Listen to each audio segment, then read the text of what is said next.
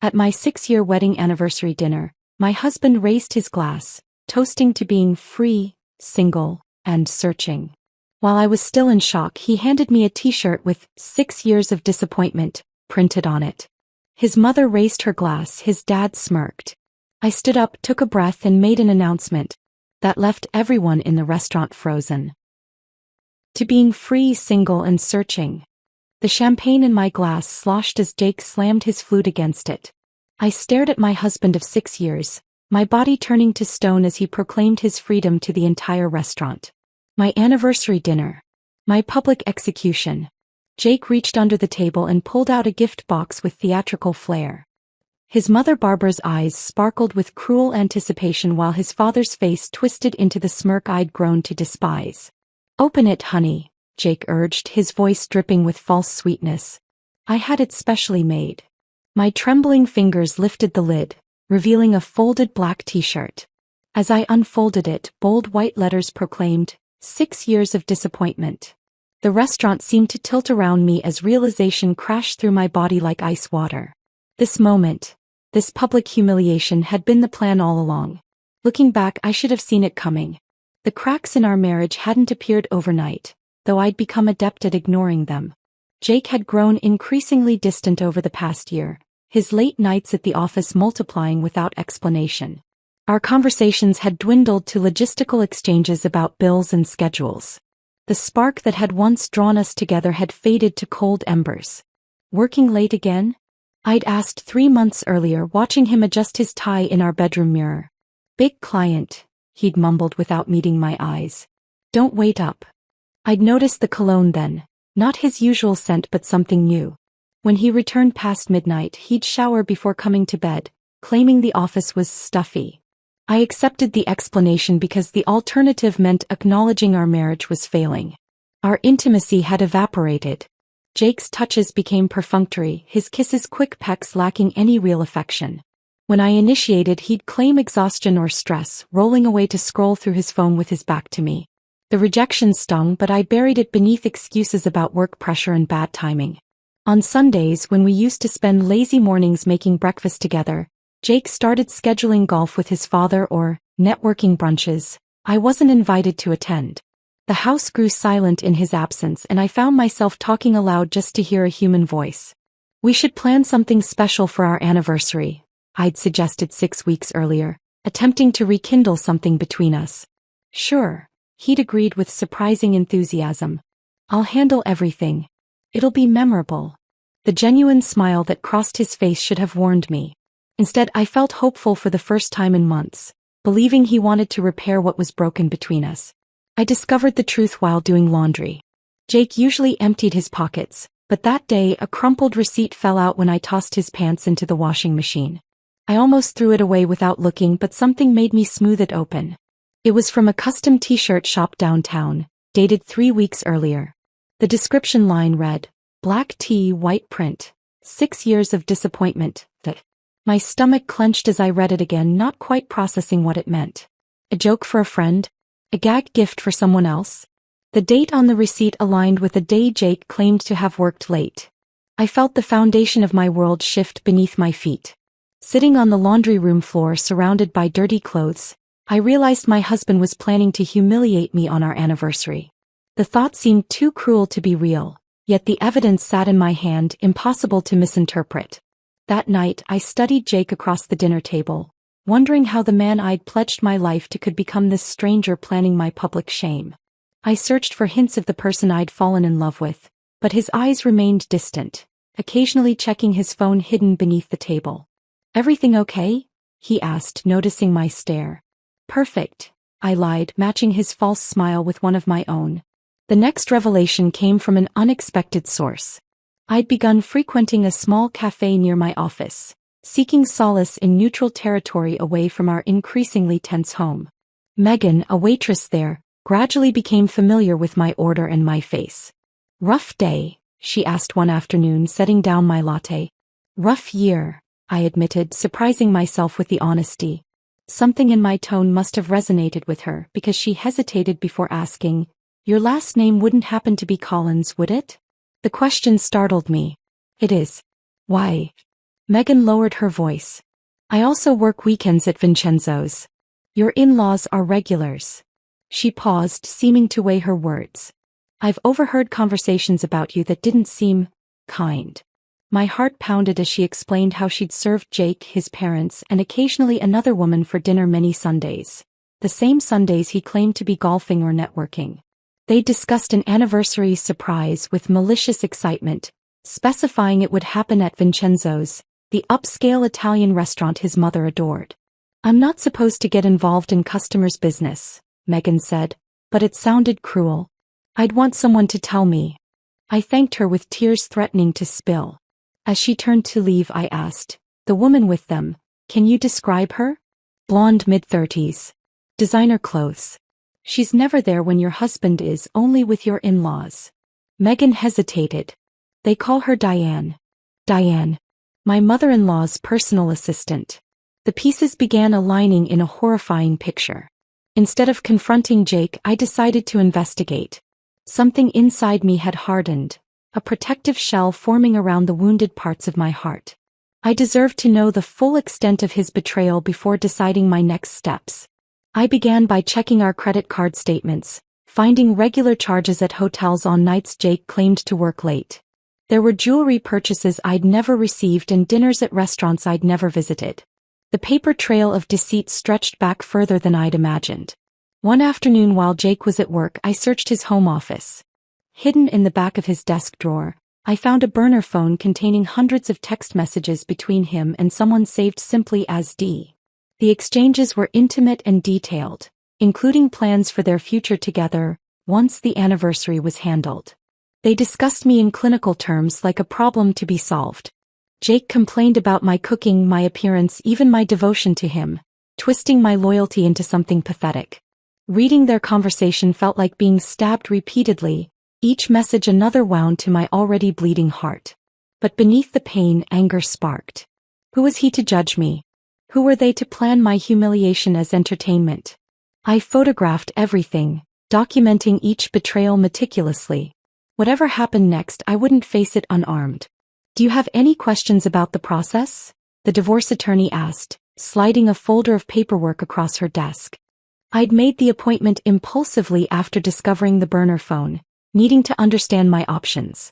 Attorney Sarah Reeves had come recommended as someone who handled high-conflict divorces with discretion. What about financial protection? I asked, thinking of our joint accounts. If I wanted to secure assets before filing? Legally, you're entitled to your fair share, she explained. I'd recommend documenting everything now and moving your portion to separate accounts before any confrontation occurs. It's not hiding assets, it's protecting what's rightfully yours. The meeting lasted an hour, during which I outlined the evidence I'd gathered. Sarah listened without judgment, taking careful notes. It sounds like your husband and his family are planning something particularly vindictive, she observed. Given that, I'd suggest being strategic rather than reactive. As she detailed potential approaches, something settled inside me, a cold, clear determination replacing the chaotic hurt. This wasn't just about ending a marriage. It was about reclaiming my dignity from people who planned to strip it away for their amusement. When I left her office, clutching a folder of legal options, I felt different. Heartbroken, yes, but also resolute. The woman who'd entered that office had been desperate and wounded. The one who walked out was beginning to sketch the outline of a counterattack. Jake had no idea what was coming. Neither did I, not yet, but I knew with absolute certainty that his toast to freedom would not go as planned. My newfound determination pushed me forward like a woman possessed. With legal advice fresh in my mind, I decided to follow the money before Jake suspected anything.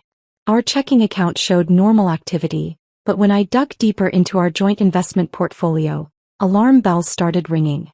Over the past 3 months, Jake had systematically transferred small amounts, not enough to trigger notifications but substantial in total, to a separate account I had no access to. That's odd, I whispered to myself, scrolling through the transaction history. A pattern emerged. $2,000 here, $1,500 there, always just below the notification threshold we'd set up. The transfers began exactly 4 months ago, right around the time Jake's behavior had shifted from merely distant to actively secretive. I called our financial advisor, pretending everything was normal. Mark, Quick question about those recent transfers from our joint portfolio. The ones to Jake's personal account? He mentioned you were saving for a big anniversary surprise. Mark sounded genuinely pleased for us. Didn't want to spoil it by sending statements to your shared email. A chill spread through me. Of course. Just double-checking the numbers. How much has been moved in total? The figure he quoted made my knees buckle. Nearly $80,000. Almost half our liquid savings had been systematically siphoned away. The anniversary surprise wasn't just a humiliating t-shirt. Jake was preparing to leave me financially vulnerable too. I thanked Mark casually and hung up before anger could seep into my voice. That same afternoon, I opened a separate account at a different bank and transferred my personal savings, money I'd inherited from my grandmother, out of our shared account. It wasn't much compared to what Jake had taken, but it gave me breathing room. The search for financial documents led me to the attic, a space I rarely entered.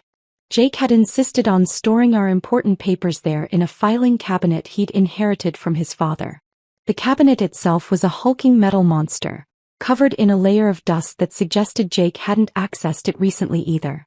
I found our mortgage papers and tax returns easily enough, but the bottom drawer contained something unexpected, a cardboard box labeled simply family. Inside were photo albums and newspaper clippings dating back 2 decades. Most featured Jake's parents at various social events, testimonials to their status in our small community. But tucked at the bottom was a smaller album with a tarnished leather cover. The photos inside showed a different family than the one I knew. Barbara smiling genuinely, Richard without his perpetual scowl, Jake as a teenager with braces, and beside him in almost every shot, another boy a few years older. I flipped the album over, finding names and dates written in faded ink. Jake and Michael, summer 1998. Michael. Jake had never mentioned a brother. Digging deeper into the box, I found a newspaper clipping with the headline, "Local Student Wins Full Scholarship to Princeton." The grainy photo showed a serious young man with Jake's jawline but different eyes. Kinder somehow. The article identified him as Michael Collins, son of Richard and Barbara, graduating valedictorian. Another clipping, dated 3 years later, mentioned rising financial star Michael Collins, joining a prestigious firm in New York. Then nothing, as if he'd been erased from the family record. I sat back on my heels, dust motes dancing in the attic's dim light. 6 years of marriage and Jake had never once mentioned having a brother. What else had been hidden from me? You didn't know about Michael? Mrs. Porter's eyebrows shot up nearly to her hairline. Our neighbor was in her 70s and had lived next door to the Collins family for decades. If anyone knew their secrets, it would be her. I'd brought her a homemade pie as pretense for my questions, claiming I was putting together a family photo album for our anniversary. Jake mentioned a brother once but never elaborated. I lied smoothly. I thought it might be nice to include some childhood photos of them together. Mrs. Porter's living room smelled of lavender and old books. She set down her teacup with a clatter. Well, I'm not one to gossip, but that family did that boy wrong. Michael was the smart one. Kind too. Richard had his life all planned out. Ivy League education, then joined the family business. But Michael wanted to make his own path. According to Mrs. Porter, the final break came after Michael discovered questionable accounting in his father's business and threatened to report it unless changes were made. He was cut off completely, name never spoken again in the family home. And Jake? I prompted. Were they close? Thick as thieves growing up. But Jake always needed his parents' approval more than Michael did. She leaned forward, lowering her voice. After Michael left, Richard and Barbara focused all their attention on shaping Jake. Told him what to study, where to work, even who to date. My stomach clenched. Who to date? Mrs. Porter patted my hand sympathetically. They never thought anyone was good enough for their remaining son. When Jake brought you home, Barbara spent weeks telling everyone you were temporary. Even your wedding. Remember how they insisted on changing your colors from blue to burgundy? Barbara told my daughter it was because blue wasn't sophisticated enough for Collins family photos. I remembered the color change, how I'd given in to keep the peace. How many other decisions had been influenced by the Collins family's manipulation. They control everything in Jake's life, Mrs. Porter continued. That fancy job. Richard pulled strings. Your house. Barbara found it. I've always wondered how much of your marriage was Jake's choice and how much was their orchestration. I left Mrs. Porter's with my mind spinning. Our entire relationship suddenly felt suspect, potentially just another checkbox in a life planned by Jake's controlling parents. The final piece fell into place 3 days later. I'd been monitoring Jake's emails. His password had remained our wedding date despite my suggestion to change it regularly.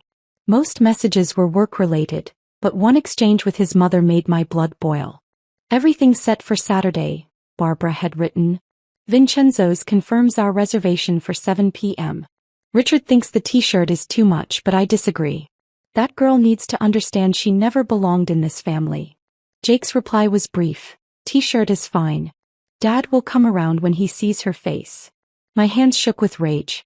Not only had Barbara orchestrated my public humiliation, but she'd been the one to push for the t-shirt, and Jake had eagerly agreed. A follow-up email included a receipt from Barbara's credit card, payment for the custom shirt I'd discovered earlier, plus a reservation deposit at Vincenzo's. She'd even specified a corner table, for maximum visibility according to her note. I'd spent 6 years trying to please these people, believing their coldness was just their nature. Now I understood the truth. They had never intended to accept me. I wasn't just fighting a failing marriage. I was up against an entire family system designed to control and ultimately discard me. In that moment, the last of my tears dried up. In their place grew something harder, more resolute. If the Collins family wanted war, I would give them one. But I needed an ally. Someone who understood their tactics from the inside. I needed to find Michael Collins. Finding Michael Collins proved easier than I expected. A simple LinkedIn search revealed he worked as a financial consultant in Boston, just 3 hours from our suburb. His profile picture showed a man with Jake's jawline but gentler eyes, dressed in a crisp suit that couldn't quite hide a rebellious edge. No mention of family appeared in his biography, just academic credentials and professional accomplishments. I sent him a message that evening, deliberately vague. "My name is Emma Collins. I'm married to Jake. There are things about your family I believe we should discuss. Would you be willing to meet?" His response came the next morning, just 4 words. "Cornerstone Cafe. Sunday. Noon." The drive to Boston gave me too much time to doubt myself. What if Michael was worse than his family? What if this was a trap?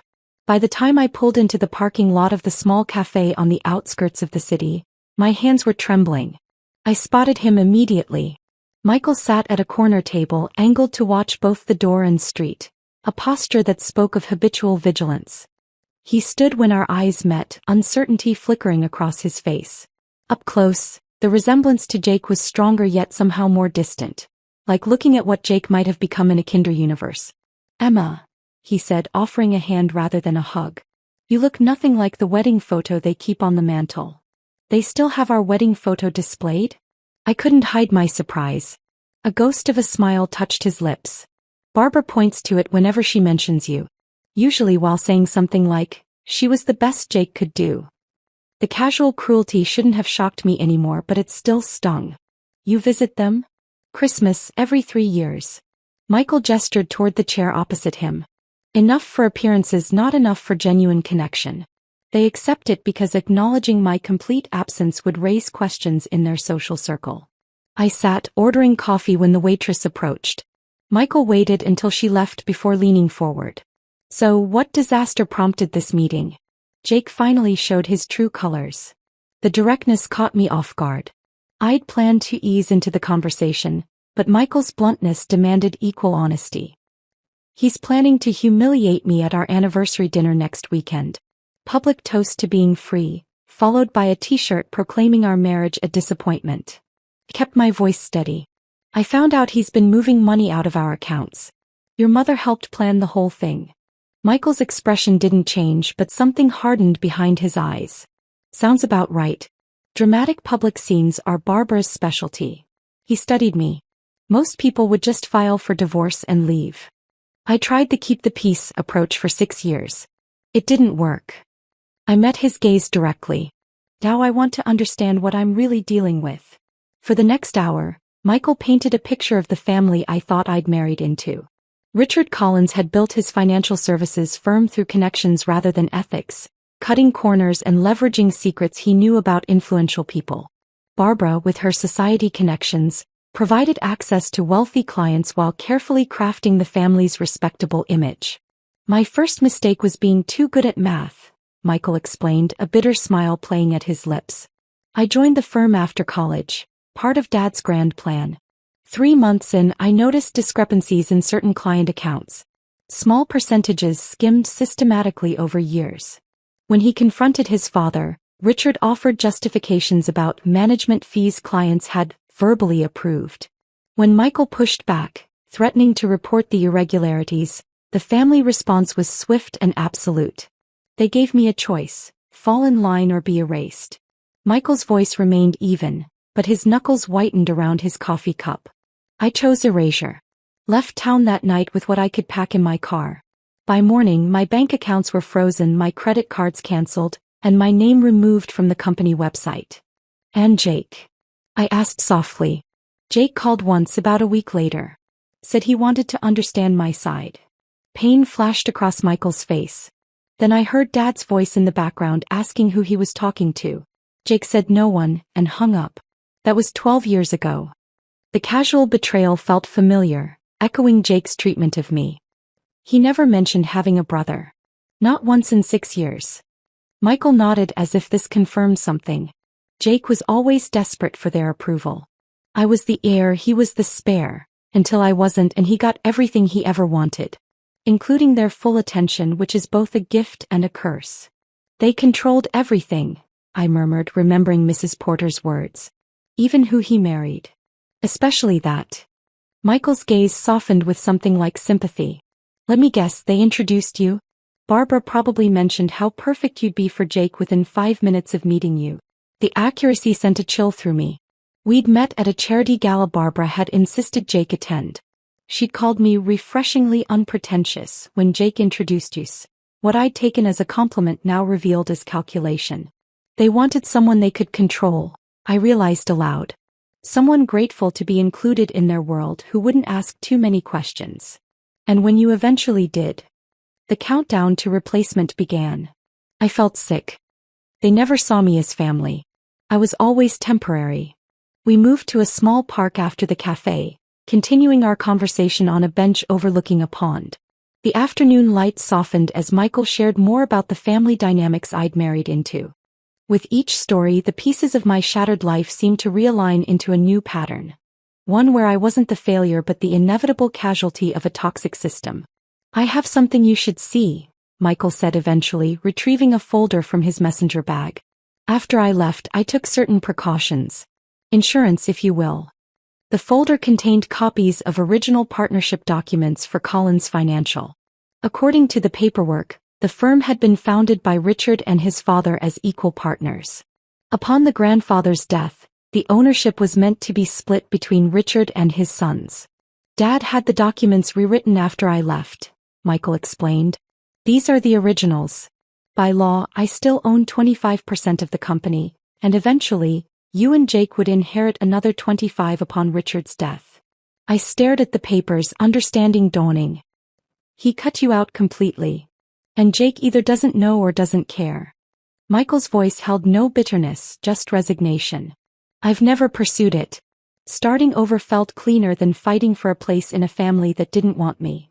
The sun was setting when we finally parted, exchanging phone numbers with a promise to stay in touch. Something had sparked between us. A connection born of shared wounds and understanding. In Michael's eyes, I saw recognition of the person I truly was, not the convenient placeholder his family had designated me to be.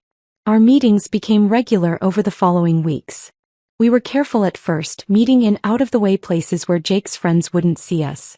I told Jake I'd joined a book club to explain my absences, a lie he accepted without interest.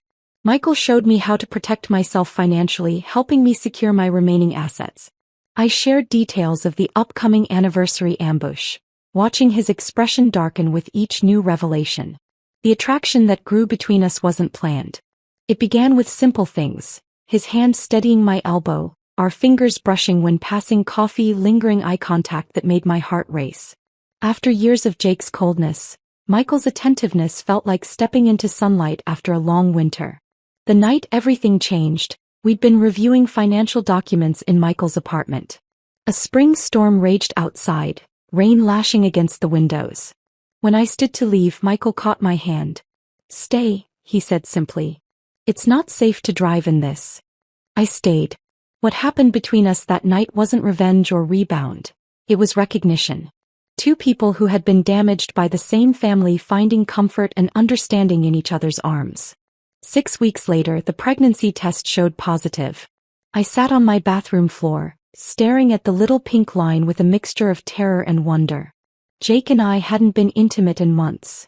There was no question who the father was. I called Michael immediately. His voice was steady when I told him, asking what I wanted to do. Not telling me, not assuming, asking. In that moment I knew. This child, created between two people the Collins family had rejected, would be the greatest evidence of their failure. Not just a baby but a new beginning. And suddenly I knew exactly what my announcement at the anniversary dinner would be. The pregnancy test changed everything. What had begun as a defensive strategy to protect myself from humiliation evolved into something far more significant. This wasn't just about avoiding Jake's trap anymore. It was about creating a future free from the Collins family's toxic influence. Looking at that positive test, I felt strangely calm. The path forward suddenly appeared with perfect clarity. "We need to act quickly," Michael said when we met the next day, his hand protectively covering mine.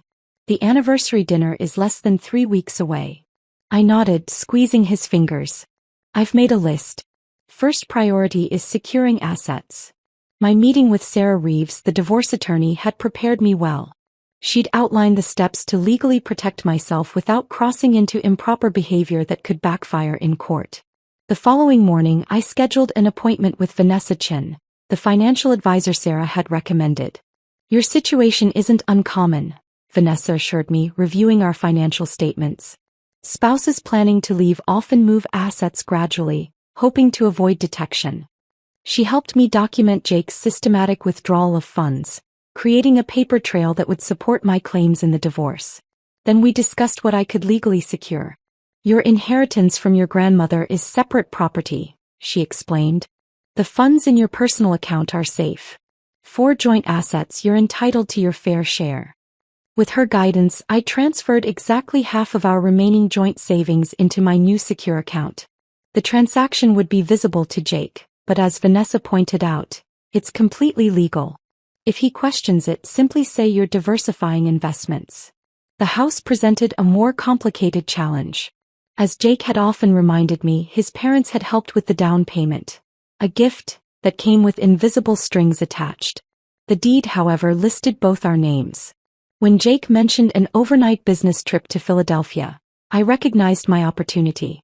His regular business trips had become more frequent lately, and a quick check of his burner phone confirmed my suspicions. He'd be meeting Diane at a downtown hotel. The moment his car pulled away from our driveway, I called Malcolm Reed, a real estate agent known for quick, discreet sales. Within hours, he was walking through our home. "The market is hot right now," Malcolm noted, making notes on his tablet. "Your location and the recent kitchen remodel put you in an excellent position. We could list significantly above what you paid 4 years ago." "I don't want to list it yet," I clarified. "I need to understand the process and timeline. My husband and I are." I paused, choosing my words carefully, considering our options. Malcolm's expression told me he understood the subtext. "I've handled many divorces, Mrs. Collins. If you decide to sell, I can move quickly. The paperwork requires both signatures, but everything else can be prepared in advance." I thanked him, taking the detailed market analysis he prepared. The potential sale price was higher than I'd expected, enough to secure a fresh start even after splitting the proceeds with Jake. That evening, Michael and I reviewed our progress over dinner at his apartment. "The financial pieces are falling into place," I reported, showing him Vanessa's recommendations and Malcolm's analysis. Michael nodded, pulling out a leather portfolio. "I've been building our case regarding Collins Financial." He spread several documents across the table. "I met with my attorney yesterday. These partnership agreements are legally binding. My father had no right to remove my stake in the company. He'd compiled years of financial records, board meeting minutes and correspondence. Together, they painted a damning picture of how Richard Collins had systematically erased his elder son from the family business. According to my attorney, I have grounds for a substantial lawsuit. Michael's voice remained calm, but his eyes betrayed his hurt. Not just for my share of the company, but for years of lost dividends and growth. I studied the documents, recognizing the opportunity they presented. You never pursued this before. Why now? His gaze met mine, intensity burning in those kind eyes that had become so dear to me. Before it was just about money. Now, his hand gently touched my stomach. Now it's about legacy. About making things right for more than just myself. Our planning continued into the following week. While Jake attended client meetings and secret rendezvous with Diane, I systematically prepared for my departure from a marriage that had become nothing but a facade. I sorted through personal belongings, quietly removing family heirlooms and irreplaceable photographs from our home, storing them in a small rental unit Michael helped secure. I forwarded important mail to a new P.O. box and changed my personal passwords on every account. The most critical ally in our plan emerged when I reached out to Megan, the waitress who had first warned me about Jake's scheme. We met at a park far from both Vincenzo's and the cafe where she normally worked. Her expression was concerned as I outlined what I'd discovered since our last conversation. "They're horrible people," she murmured, shaking her head. "What will you do at the dinner?" I shared the broad strokes of my plan, watching her eyes widen. "I need someone on the inside," I explained. "Someone who can help ensure the timing works perfectly." Megan hesitated only briefly before nodding. "I'm scheduled to work that night anyway. What do you need from me?" We spent an hour reviewing the layout of Vincenzo's, confirming the table location Barbara had reserved, and planning the exact timing for Michael's entrance. Megan would ensure he remained unseen until my signal, positioning him perfectly for maximum impact. "Practice your speech on me," she suggested when we'd finalized the logistics. "You'll want to get the wording just right." I stood, smoothing my dress nervously, and began rehearsing the words I'd crafted for my public response to Jake's toast. Megan listened intently, offering suggestions to sharpen certain phrases and emphasize key points. "That pause after you mention the pregnancy, hold it longer," she advised. "Let it sink in before you introduce Michael. And make sure to look directly at Barbara when you reveal the documents about the company." We practiced until the words flowed naturally, my voice growing stronger with each rehearsal. By our third run-through, even I was convinced by my performance. "You're going to destroy them," Megan said with quiet satisfaction. "And they deserve every bit of it." The final piece of our plan came together when Michael's attorney confirmed the paperwork was ready. The legal documents asserting his claim to Collins Financial had been professionally prepared, copies made for each family member present at the dinner. Nothing would be officially filed until after our announcement, a courtesy Michael insisted on despite everything his family had done. "I want to see their faces when they realize what's happening," he admitted. "Is that petty of me? After what they've done to both of us?" I squeezed his hand. "I'd call it human." The night before the anniversary dinner, I stood in our bedroom, looking at the dress I'd chosen for the occasion. A deep blue sheath that projected confidence and control, not the burgundy Barbara had pressured me to wear for family events. Jake was working late again, giving me time for final preparations. I packed a small overnight bag with essentials and placed it in my car trunk. All important documents were secured in Michael's apartment, along with the items I truly cared about. Whatever happened tomorrow night, I wouldn't be returning to this house that had never really felt like home. Michael called as I was finishing my preparations. "Are you ready for tomorrow?" His voice held both concern and determination. "As ready as I'll ever be," I answered honestly. "Scared but certain. Remember, whatever happens, we're in this together now." The warmth in his voice steadied me. One way or another, after tomorrow night, they can't hurt either of us again. I thought about the child growing inside me. A new Collins who would never know the manipulation and cruelty of Richard and Barbara, who would be raised with love instead of control. Whatever came next wouldn't be easy, but it would be real. "Tomorrow then," I said softly. "The beginning of the rest." As I hung up, I heard Jake's key in the front door. Taking a deep breath, I prepared to play the unsuspecting wife one final time. Soon, very soon, the masks would come off for good. The day of our anniversary dawned bright and clear. A perfect May Saturday that offered no hint of the storm about to break. Jake had been unusually attentive that morning, bringing me coffee in bed, a gesture so out of character it only confirmed what I already knew. His smile didn't reach his eyes as he reminded me of our dinner reservation. 7 o'clock Vincenzo's, he said, straightening his golf shirt. Mom and Dad are looking forward to celebrating with us. I wouldn't miss it for the world, I replied, matching his false enthusiasm with my own.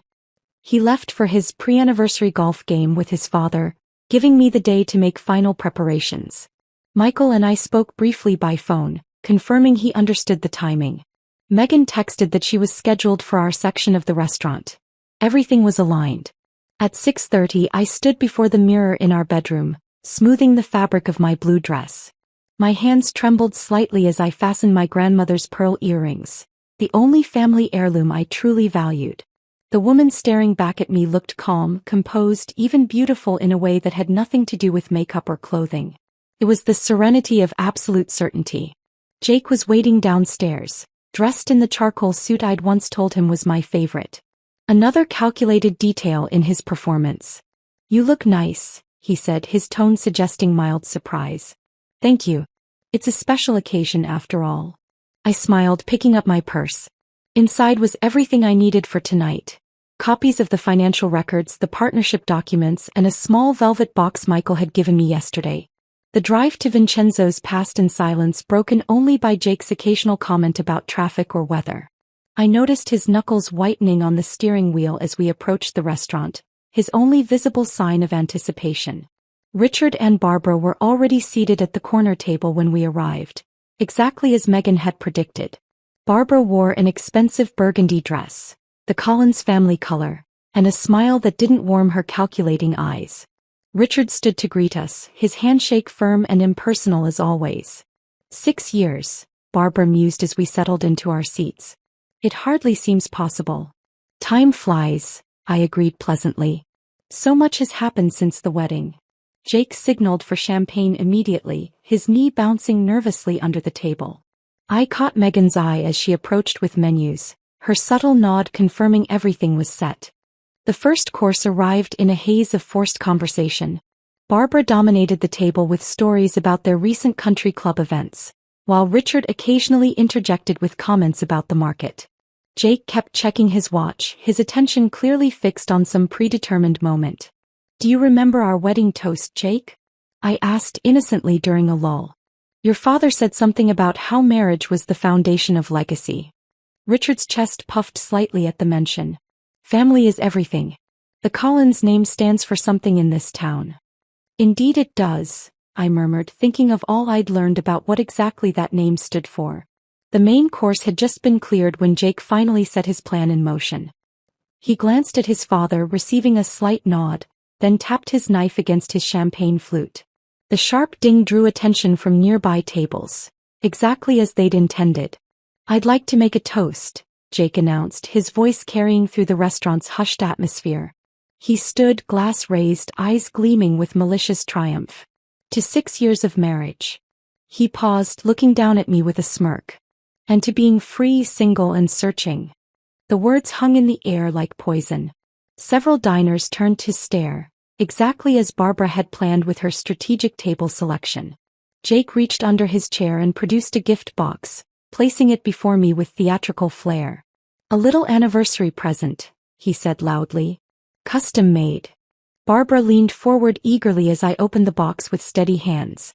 The black t-shirt with its white lettering, 6 years of disappointment, lay folded inside.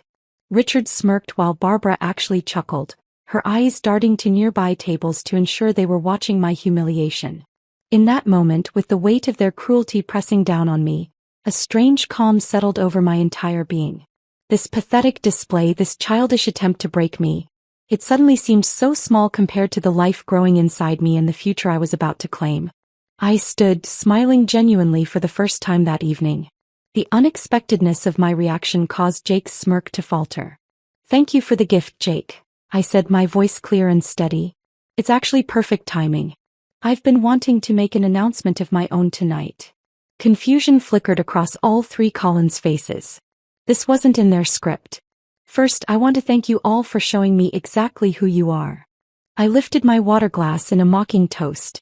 For 6 years I tried to be part of this family, never understanding why I always fell short.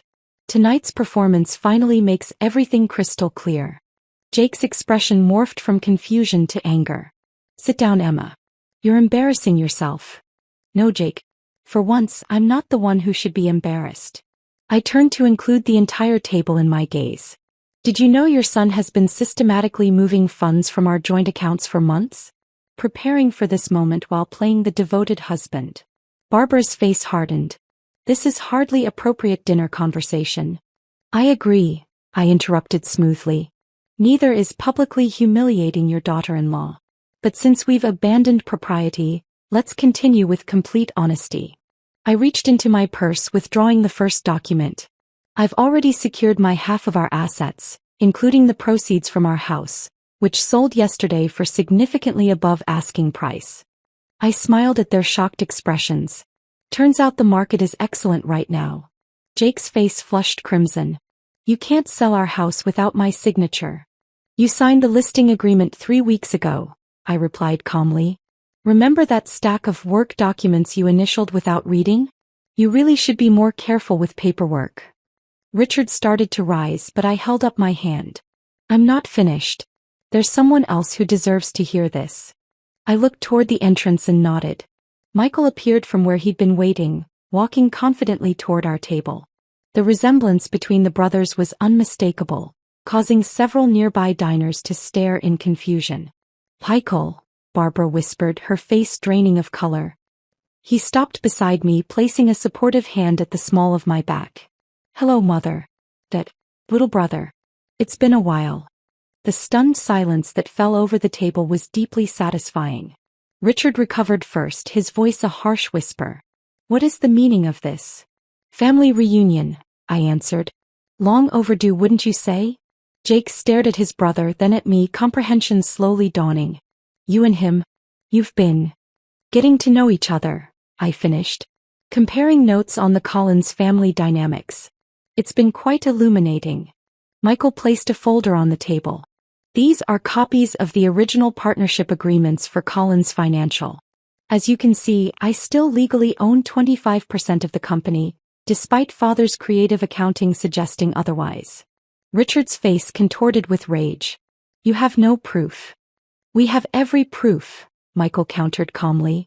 Bank records, original documents, witness statements. My attorney has prepared everything for filing first thing Monday morning. I placed my hand protectively over my still flat stomach, delivering the final blow.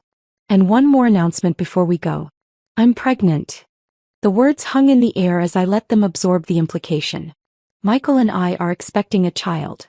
A Collins heir who will never know the manipulation and cruelty you three consider love. The restaurant had fallen completely silent.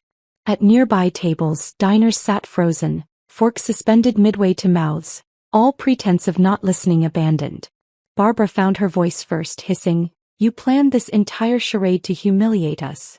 No, Barbara. You planned a charade to humiliate me. I simply refused to play the victim. I picked up the t-shirt from its box. You should keep this. It suits your family better than it does me. I placed the shirt in front of her, then reached for Michael's hand. Goodbye, Jake. I'll have my lawyer contact you regarding the divorce. As we walked away, I heard the crash of Richard's fist hitting the table, Barbara's harsh whisper to control yourself, and Jake's stunned silence. We passed Megan, who gave me a subtle thumbs up from behind her serving tray. Outside, the evening air felt clean and new against my skin. Michael squeezed my hand as we walked toward his car. Are you okay? He asked softly. I took a deep breath, feeling the weight of 6 years lifting from my shoulders. Behind us, the restaurant door banged open as Jake stormed out, stopping short when he saw us together. This isn't over, he called, his voice breaking slightly. I turned back one last time, meeting his gaze steadily. You're right about one thing, Jake. I am free now. I smiled, genuine and unforced. And that's worth celebrating. Hand in hand with Michael, I walked away from the Collins family and their toxic legacy, toward something real, something honest, something that finally felt like home.